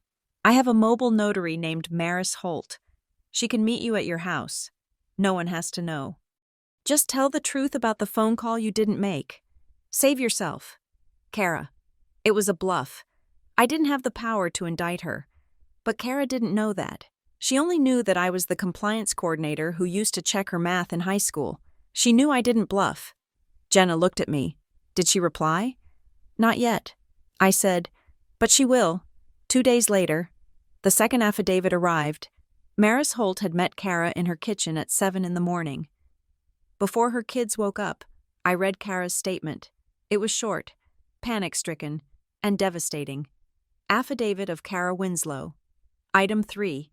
Regarding the wire transfer dated March 12th. I did not speak to Nora Stewart. I attempted to call the number on file, but there was no answer. Item 4. 10 minutes later. I received a call on my personal cell phone from Elaine Stewart. She told me that she was with Nora and that Nora had authorized the transfer. She said, "You know us, Kara. We are good for it. Don't hold up the funds. You know the Community Aid Board is reviewing the grant applications next week. It would be a shame if there was a delay." Item 5. I felt pressured. I manually overrode the verification requirement and noted in the log, verbal confirmation received from account holder. This was false. I set the paper down on the table next to Eli's. There it was, the pincer movement. On one side, the physical forgery of the documents, proven by the ink and the rehearsal. On the other side, the procedural fraud at the bank. proven by the coercion. And binding them together was Maris Holt's seal, a clean, undeniable stamp of truth. Jenna looked at the two documents. She looked at me. "This is not just a defense anymore. Nora," she said, "this is an indictment. I picked up the affidavits. They felt heavy. They felt like weapons. I am not done." I said. Jenna frowned. "What do you mean? You have enough here to file for a hearing. We can withdraw your plea. We can prove ineffective assistance of counsel because Miles knew about the forgery. That gets me out." I said. "That vacates the plea." "But it doesn't finish it." "Finish what?" Jenna asked. "The story," I said. I looked at the gray wall of the visitation room. I thought about my parents standing on that podium, accepting donations from the neighbors they had lied to. I thought about my mother's brave face. I thought about my father's relief when I signed my life away. "If I just get out, they will spin it," I said. "They will say I got off on a technicality. They will say the lawyer messed up. They will keep their reputation. They will keep the store. And I will still be the daughter who caused all this trouble." I turned back to Jenna. "I do not want to just walk out of here. I want them to trade places with me." Jenna was silent. She tapped her pen on the table. "If you file this motion," she said slowly, "the prosecutor, Dale Mercer, is going to be furious. You are making him look like an idiot for accepting a curated packet. He is going to fight you. He is going to call these affidavits jailhouse desperation. Let him." I said, "And your parents?" She said, "They are going to escalate. If they find out Eli and Kara talked, they will go after them. That is why we have to move fast." I said, "We file the motion. We ambush them. We put this on the record before they have time to come up with a new lie." I looked at the notary stamps one more time. Lydia Vance. Revoked. Maris Holt. Active. It was a battle of seals. My parents had built their castle on the foundation of a fraudulent stamp. I was bringing a real one to knock it down. Jenna gathered the papers. She put them back in her briefcase. She snapped the lock shut. The sound echoed in the small room. "I will draft the motion to withdraw the plea," she said. "I will cite the newly discovered evidence and the notary fraud. I will file it on Monday morning." "Monday," I said. Jenna stood up. She put her hand on the glass partition. "Nora," she said, "you know that once we do this, there is no going back. You are declaring war on your family." I put my hand on the glass, matching hers. My palm was cool. I didn't declare war. "Jenna, I just stopped surrendering." That night, back in my bunk, the silence of Briarstone felt different. It wasn't empty anymore. It was pregnant. It was the silence of a fuse burning down. I lay on my back and closed my eyes. I visualized the mobile notary, Maris Holt, driving her gray sedan through the streets of Cedar Ridge. I imagined her journal, locked in her trunk, containing the thumbprints of the people who had finally decided to stop lying. My parents thought they understood the power of paper. They thought paper was something you could fake, something you could manipulate with a scanner and a practiced hand. They didn't understand that paper has a memory. I thought about the internal authorization memo with the phrase, "in alignment with expectations." I whispered the words into the dark. In alignment with expectations. My expectations had changed. I no longer expected to be loved. I no longer expected to be saved. I expected accuracy. I expected compliance. And come Monday morning, I was going to audit the hell out of the Stewart family. I fell asleep. And for the first time in months, I didn't dream of the hardware store. I dreamt of a stamp, a heavy iron stamp, coming down on the world, over and over again. Truth, truth, truth. The sound of it was the most beautiful thing I had ever heard. The motion Jenna Rios filed was a masterpiece of boredom. It contained no adjectives, no adverbs, and no appeals to sympathy. It was a 20-page dissection of dates, timestamps, and notary seals. It did not argue that I was innocent. It argued that the paper trail used to convict me was mechanically impossible. She titled it, "Motion to Vacate Plea," based on newly discovered evidence and fraud upon the court. The reaction was immediate and hostile. Dale Mercer, the prosecutor who had looked at me with bored disdain during my sentencing, was now personally offended. He filed a response calling the affidavits jailhouse desperation and a transparent attempt by a convicted felon to manipulate the narrative. He argued that Eli Parker was a disgruntled former employee with an axe to grind and that Kara Winslow was being coerced by an old friend, but he could not argue with the notary stamp. The judge, the Honorable Marcus Sterling, was a man known for his impatience with procedural sloppiness. When he saw the evidence regarding Lydia Vance, the revoked commission, the complaints, the mismatched dates on the authorization memo, he did not dismiss the motion. He ordered an evidentiary hearing. It was a small victory, but it shifted the ground beneath us. For the first time, the court was looking at the paperwork, not just the plea. Then came the twist that took my breath away. 3 days after the hearing was set, Jenna came to see me. She looked furious.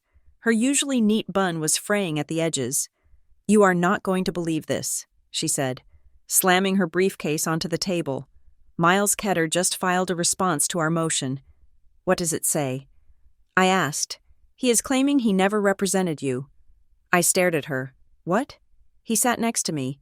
He negotiated the plea. He drove me to the police station. Jenna pulled a document from her file. Read it. Affidavit of Miles Ketter, Esquire. Item 1. At all relevant times, I served as counsel for Grant and Elaine Stewart and Pine Hollow Hardware, while I facilitated the surrender of Ms. Nora Stewart as a courtesy to the family. I never entered a formal appearance as her defense attorney. Ms. Stewart was advised to seek independent counsel, but chose to proceed pro se during the initial stages and accepted the plea offer after her own consultation.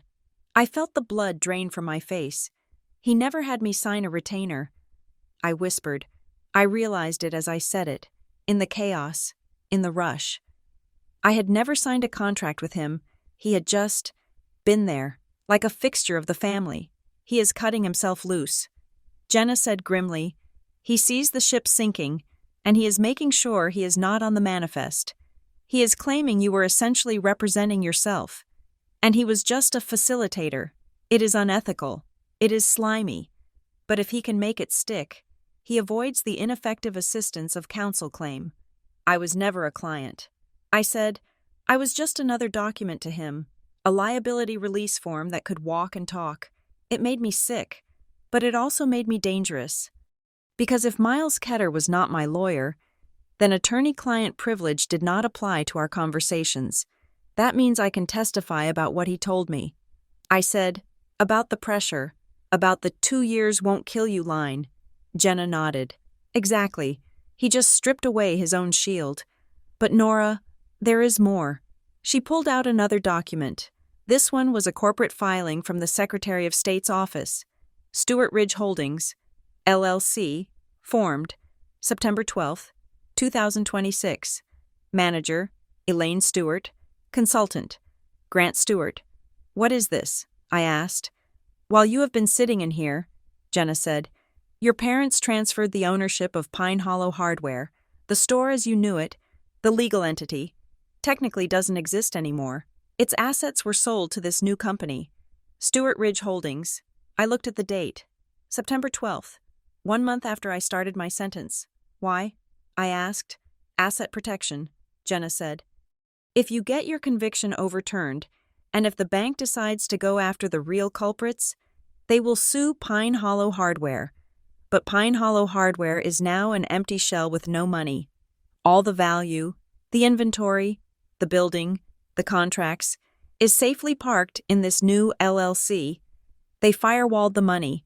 I said, "They firewalled themselves," Jenna corrected. "They anticipated this. Nora, or at least Miles did.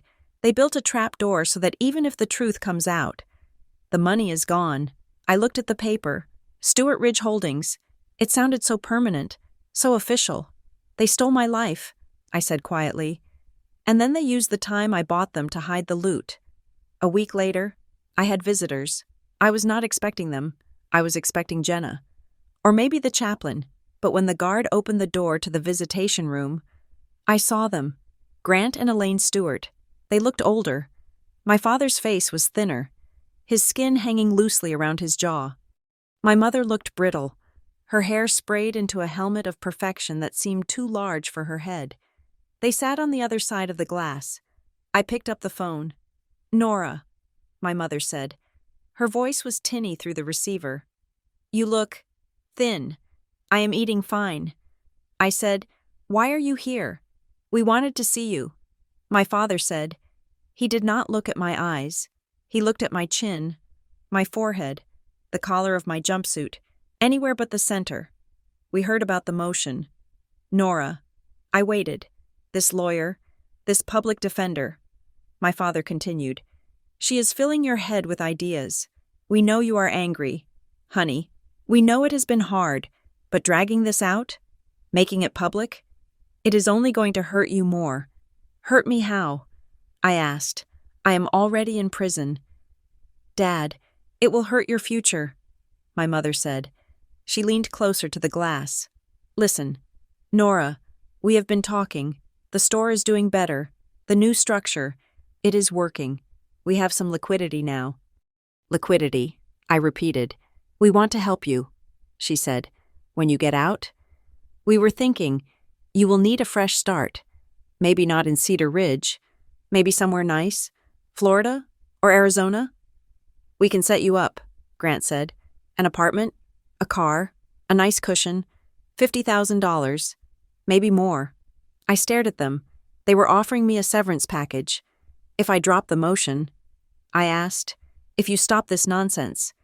"Yes," Grant said. "You serve your time. It is almost half over anyway. You come out quietly. We take care of you. We become a family again. But if you pursue this, if you drag our names through the mud, we can't help you. The community won't stand for it." I looked at the $50,000 floating in the air between us. It was a lot of money. It was freedom. It was an escape hatch. For a second, a weak, treacherous second, I almost said yes. I was tired. I was so tired of the concrete, the noise, the smell of bleach. I wanted to go to Arizona. I wanted to disappear. But then I saw my father's eyes. He wasn't looking at me with love. He wasn't looking at me with concern. He was scanning the room. He was looking at the guard in the corner. He was looking at the cameras. He was checking for witnesses. He was terrified. He wasn't offering me a gift. He was paying hush money. And that meant he knew I could win. I tightened my grip on the receiver. "I have a question." "Mom," I said. Elaine blinked. "What? Why did you notarize the authorization memo?" I asked. She frowned. "Which memo?" "The one dated January 15th. I said, "The one you slipped into the discovery pile. The one with the phrase, 'in alignment with expectations.' I never signed that." "Mom, so why did you get Lydia Vance to stamp it?" Her face changed. It wasn't confusion. It was a flash of pure, hot anger. "We needed that document," she snapped. "The bank was demanding." She stopped. Her hand flew to her mouth. She hadn't said, "I don't know what you're talking about." She hadn't said, "You signed it. Don't you remember?" She had said, "We needed that document." She knew exactly which memo I meant. She knew it was a forgery because she was the one who needed it. I smiled. It was a cold, sharp smile that felt foreign on my face. "Thank you," I said. "For what?" she whispered, her eyes wide. "For confirming it." I said. My father grabbed the phone from her. "Nora, stop this. You are being ungrateful. We are trying to save you. You are trying to buy me." I said, "And the price is too low." I hung up the phone. I signaled the guard. I stood up and walked toward the door. I did not look back. I could feel their eyes boring into my back. Two burning points of panic. I returned to my cell and sat on the bunk. My heart was hammering, but my hands were steady. I had almost taken the deal. I had almost let them buy my silence again. But the moment my mother snapped, the moment the mask slipped, I realized something. This wasn't about the money. It wasn't even about the jail time anymore. It was about the fact that they looked at me and saw a commodity. They saw something they could trade, sell, or discard depending on the market conditions of their own lives. I wasn't fighting to win. I was fighting to stop being used. I was fighting to reclaim the deed to my own soul. The next week, Jenna brought me the journal entry. It was a photocopy of a page from Maris Holt's Notary journal. It was a thing of bureaucratic beauty. Date, November 10th, 2026. Time, 12:14 p.m. Type of act, jurat. Document, type, affidavit. Signer, Eli Parker. ID, type, driver's license. ID, number, redacted. Thumbprint, black smudge. See the timestamp? Jenna asked, pointing. 12:14 p.m. So, I asked, Eli's shift records from his new job. Show he clocked out for lunch at 1200 and back in at 12:45, Jenna said. This places him exactly where he said he was. It corroborates his timeline. It makes it impossible for the prosecution to say he made this up later. The affidavit existed at that moment, in that diner, witnessed by a neutral third party. Maris Holt. I said, she is the quiet hero of this case. Jenna said, she doesn't know it, but her obsession with detail just built a wall around our witness. But the community pressure was building. Just as my father had warned, Jenna showed me the local paper. The letters to the editor were vicious. Nora Stewart should be ashamed. One read, her parents are saints who have suffered enough. Now she is trying to drag them down with her? Ungrateful. I have known Grant Stewart for 40 years. Another said, he is a man of integrity. This is clearly a ploy by a desperate criminal. It hurt. I won't lie. It hurt to see my name dragged through the mud of the town where I learned to ride a bike. These were people who had bought Girl Scout cookies from me, people who had waved to me at the 4th of July parade, but then a second leak hit. It wasn't from us. It was from the universe, or maybe just the inevitable entropy of lies. The Cedar Ridge Gazette ran a follow-up story on the Notary scandal. It turned out Lydia Vance hadn't just sold her stamp to my parents. She had sold it to a lot of people. A used car dealer who was rolling back odometers, a landlord who was evicting tenants with fake notices. The headline read, Disgraced Notary linked to dozens of fraudulent documents in county. And in the body of the article, a reporter asked a question. Who else used Lydia Vance's services to authenticate questionable paperwork? The town started to whisper. Wait. People said, didn't the Stewarts use a document in their daughter's case? Wasn't there something about a memo? The certainty began to crack.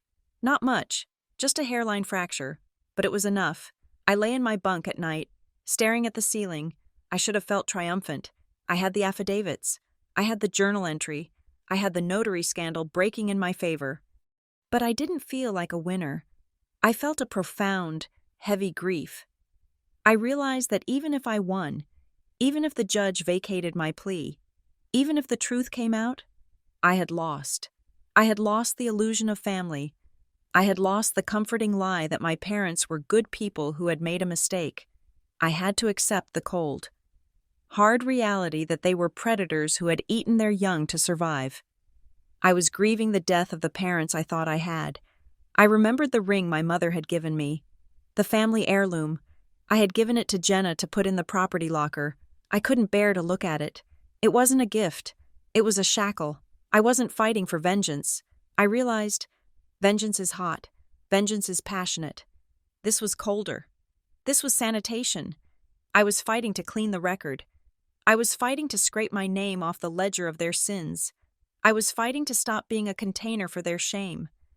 They had poured all their failures, all their greed, all their cowardice into me, and then they had sealed the lid and shipped me to prison. But they forgot one thing. Pressure builds in closed containers, and eventually, they explode. The court hearing was set for Tuesday. I would see them again. I would see Miles Ketter. I would see Dale Mercer. And I would see Maris Holt. I hoped she would be there. I wanted to see the woman who had simply done her job, the woman who had verified the identity, checked the date, and pressed the stamp. She was the only person in this entire mess who had acted with integrity. She hadn't tried to save anyone. She hadn't tried to destroy anyone. She had just witnessed the truth and marked it down. That was all I wanted now. To be witnessed. To have someone look at my life, look at the evidence, and say, yes, this happened. This is true. I closed my eyes and waited for Tuesday. The archive was full. The audit was complete. It was time to present the report. The transport van smelled of diesel and antiseptic. I sat in the back, my wrists shackled to my waist, bouncing slightly on the hard metal bench as we hit the potholes of downtown Cedar Ridge. Through the mesh-covered window, I could see the familiar streets of my childhood passing by like a film reel that had been exposed to too much light. There was the bakery where I bought my first cupcake. There was the park where I scraped my knee. There was the bank where Kara Winslow was currently terrified for her job. I was not terrified. I was calibrated. When the marshals led me into the courtroom, the air shifted. It was heavy, pressurized. I saw them immediately. Grant and Elaine Stewart sat in the front row of the gallery directly behind the defense table. They were holding hands. My mother wore a beige cardigan that made her look soft, harmless, a grandmother in waiting. My father wore his blazer, his face set in a mask of stoic suffering. They looked like a portrait of aggrieved dignity, the pillars of the community waiting for their wayward daughter to stop throwing a tantrum. Miles Ketter sat 3 feet away from them, but he might as well have been on a different continent. He was not looking at them. He was organizing papers on his lap, projecting an air of professional detachment. He was no longer the family friend. He was a lawyer who realized he had walked into a minefield. I sat down next to Jenna Rios. She did not touch my arm or offer comfort. She slid a binder toward me. "Ready?" she asked. I looked at the judge's bench. I looked at the seal of the state on the wall. "Authenticate me," I said. The hearing began with the dry rustle of paper. Judge Marcus Sterling presided. He was a man who looked like he had been carved out of granite, with deep lines around a mouth that rarely smiled. He had read the motion. He had read the response. He looked bored, which terrified me, until I realized it was the boredom of a man who had seen every lie in the book and was waiting to see which one we would try. Jenna stood up. She did not raise her voice. She did not pace. She stood at the podium and built a wall. "Your Honor," she began. "The defense moves to vacate the plea of Nora Stewart on the grounds that it was obtained through fraud, misrepresentation by counsel, and the fabrication of evidence by the complaining witnesses. Grant and Elaine Stewart, Dale Mercer, the prosecutor, shot to his feet. Objection. This is inflammatory. The defendant admitted guilt in open court. This is buyer's remorse, pure and simple. It is not remorse," Jenna said coolly. "It is math." She projected the timeline onto the screen in the courtroom. It was a simple graphic, a black line stretching from 3 years ago to today. "Here," Jenna said, pointing to a date, March 12th. The date the prosecution alleges Nora Stewart signed the first vendor authorization for Apex Supply Solutions. She clicked a button. A document appeared next to the date, a hotel receipt from the Palmer House Hilton in Chicago. On this date, Ms. Stewart was 300 miles away, attending a compliance seminar. Jenna said, "We have the folio. We have the credit card charge. We have the badge scan from the conference hall entrance." She clicked again. "Here is the signature on the authorization form." Jenna said, "Note the angle of the pen stroke." She overlaid it with a signature from my driver's license. They were similar, but not identical. The forgery had a hesitation mark at the top of the S, a tiny pool of ink where the pen had paused. "And here," Jenna said, "is the metadata from the digital file provided by the Stewart family to the police. The file was created on February 4th of this year, 2 years after it was allegedly signed, on a computer named PH Office 01. A computer that was purchased, according to the store's own depreciation schedule, 6 months ago." Mercer stood up again, looking annoyed. "Your Honor, businesses scan documents all the time. The creation date of a PDF proves nothing about the original paper." "Agreed," Judge Sterling said. "Get to the point. Ms. Rios, the point, Your Honor, is authentication. Jenna said, the prosecution's case rests on the idea that Nora Stewart signed these papers. The only person who legally witnessed that signature, other than the family members who have a vested interest in her taking the fall, was a notary public named Lydia Vance. The courtroom went quiet. We have submitted into evidence the revocation order for Ms. Vance's commission, Jenna said. She was stripped of her seal for selling notarizations to clients who were not present. That is character assassination, Mercer snapped. Just because she was disciplined for one case doesn't mean she lied about this one. Then let us look at the authorization memo, Jenna said. She flashed the document on the screen, the one with the mismatched dates, the one with the phrase in alignment with expectations.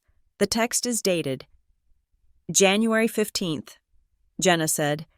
The stamp is dated January 12th. Unless Ms. Vance is a time traveler, this document is a physical impossibility. I watched my parents. My father was staring at the screen, his jaw working. My mother was picking at a loose thread on her cardigan. They weren't looking at me. They were looking at the screen, at the sloppy error that was undoing their masterpiece. The prosecutor tried to pivot. He called Miles Ketter to the stand, not as a witness for the state, but to clear up the misrepresentation claim. Miles walked to the stand with the confidence of a man who believed he could talk his way out of a burning building. Mr. Ketter, Mercer asked, did you represent Nora Stewart? No, Miles said smoothly. I have been the corporate counsel for Pine Hollow Hardware for 20 years. When the irregularities were discovered, the family came to me. I advised them. Nora was present.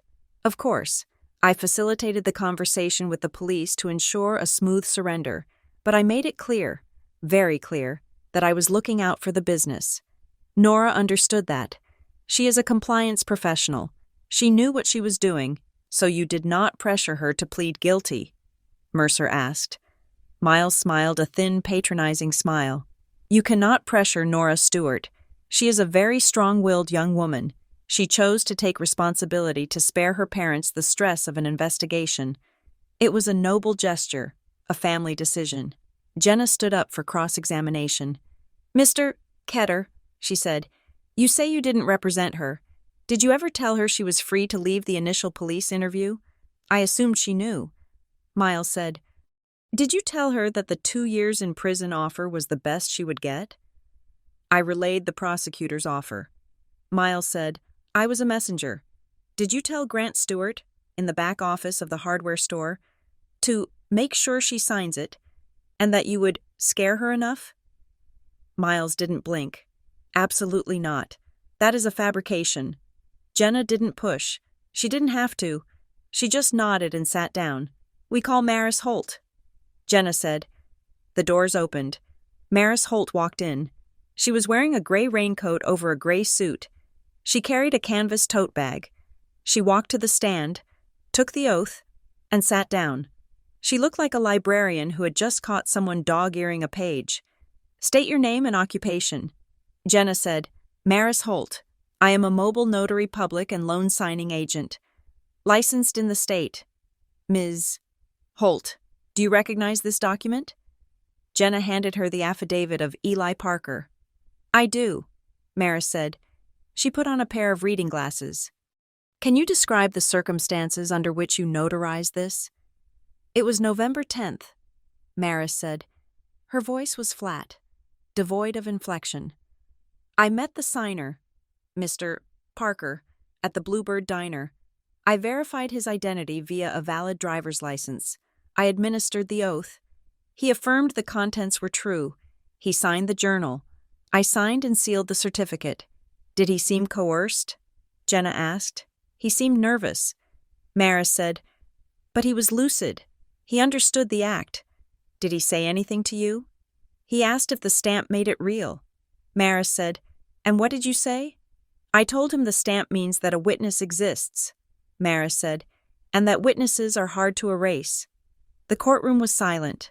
It wasn't the silence of drama. It was the silence of gravity. Maris Holt wasn't telling a story.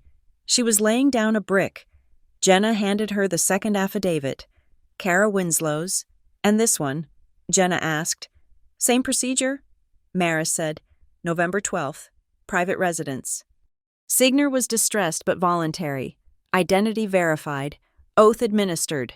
Thank you, Jenna said. Mercer didn't even cross-examine her. What could he ask? Did you really check the ID? She was bulletproof. She was the anti-Miles. Then came the unraveling. The judge, clearly bothered by the conflicting narratives, did something unusual. He asked to hear from the complaining witnesses regarding the creation of the documents. He wanted to understand the chain of custody of the evidence. Mercer called Elaine Stewart. My mother walked to the stand. She looked small. She looked fragile. She looked at the judge with wide, watery eyes. Mrs. Stewart, Mercer said gently, can you explain how you found these authorization forms? Elaine took a shaky breath. Well, after the bank called, we started digging through the filing cabinets. It was a mess. Nora. She used to keep things in odd places. We found the file in the bottom drawer of the old desk. And the internal memo? Mercer asked. The one with the date discrepancy. Elaine frowned, looking at the floor. That must have been a typo. We were all so upset. Grant typed it up. Grant found it. Wait, Jenna said, standing up. Objection. Clarification. Did Grant type it or find it? Elaine looked at Jenna. The flash of anger I had seen in the prison visitation room flickered behind her eyes. He found it. She snapped. It was in the dusty file. The courtroom paused. The what file? Jenna asked. The dusty file, Elaine said. And then she froze. She realized she had said a word that wasn't in the script. Jenna walked toward the podium. Mrs. Stewart. Nowhere in the 80 pages of discovery is there a file named Dusty, but Dusty is a nickname, isn't it? I don't know what you mean, Elaine said, her voice rising in pitch. Apex Supply Solutions, Jenna said, the shell company. The checks were mailed to a storage unit, a dusty storage unit. Is that why you called it the Dusty file? No, Elaine said. That is just what we called the archives, because they were dusty. Jenna pressed. You called the archives the Dusty file? Singular? Yes, Elaine cried. Why are you twisting my words? We trusted her. We loved her. And she stole from us. She was crying now, but it wasn't the sympathetic weeping of a victim. It was the frantic, cornered sobbing of a liar who had lost the thread. You referred to the shell vendor by a nickname that only someone intimate with its creation would know, Jenna said, a nickname that Nora Stewart never used in any of her emails or notes. I did not, Elaine screamed. I am the mother. I am the victim. Judge Sterling leaned forward. Mrs. Stewart, please compose yourself. Elaine looked at Grant. Help me. Her eyes screamed, but Grant couldn't help her.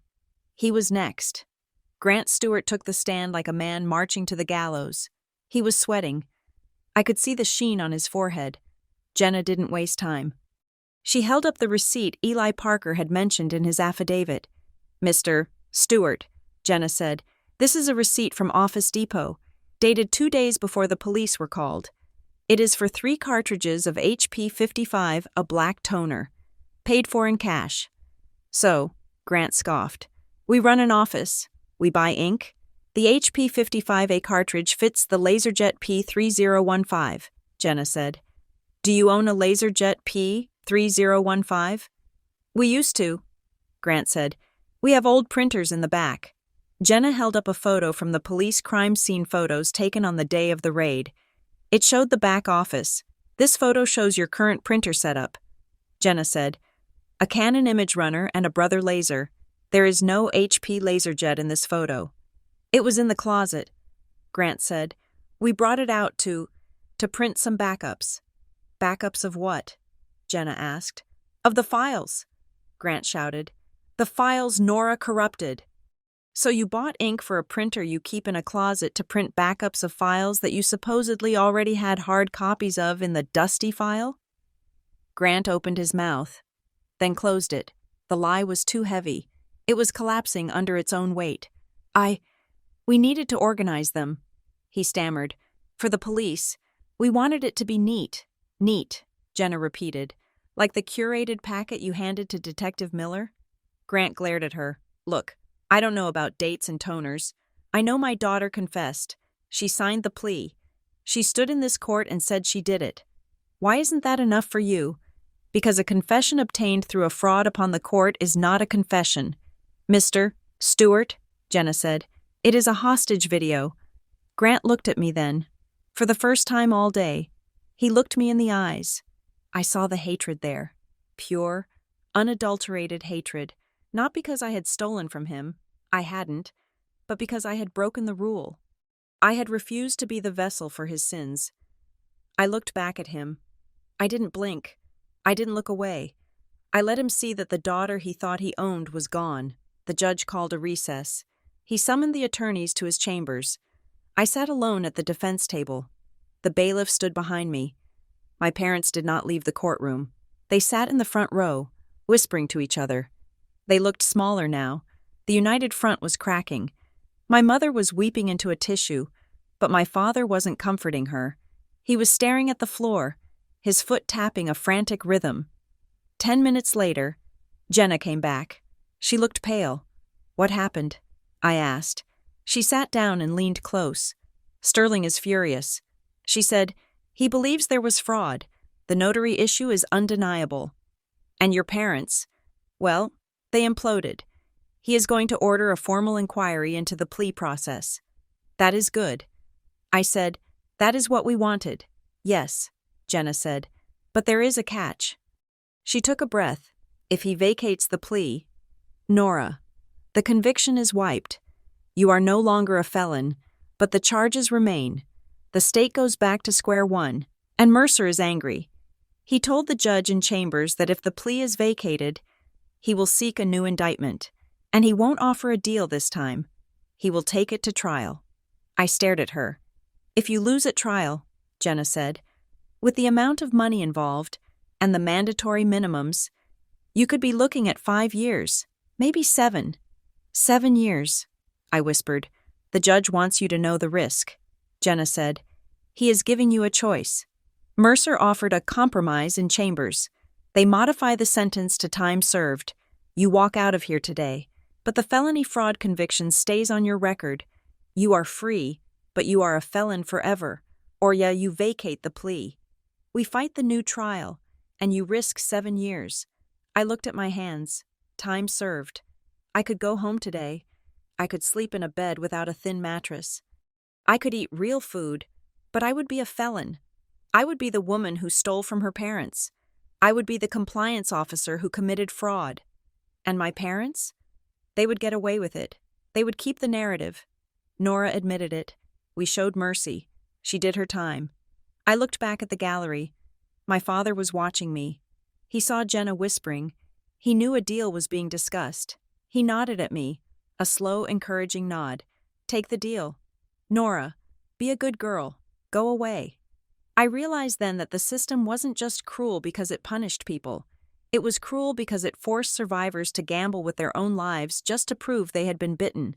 If I took the deal, I was safe. But I was owned. If I fought, I was in danger. But I was mine. I looked at Jenna. No, I said. Nora, listen to me, Jenna said. 7 years. I don't care if it is 10. I said, I am not signing a lie. Not ever again. Are you sure? She asked. I touched the table. The wood felt solid. I am the auditor.